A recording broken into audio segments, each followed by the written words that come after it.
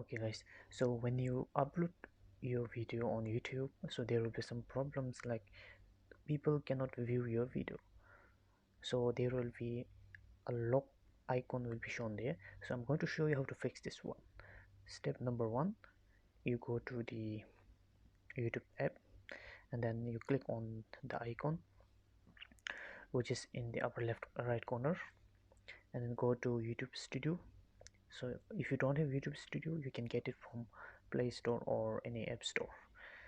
So from after that, what you are going to do is you're going to click on this three lines in the upper left corner, then go to video.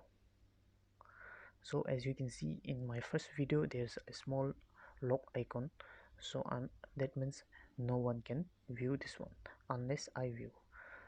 So we're gonna click on this first video. So here you are going to click on the small pencil on the maybe in upper right side a little bit, small pencil.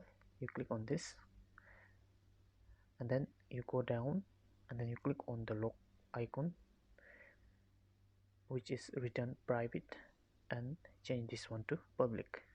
So then you make it changes, save it, so you're done.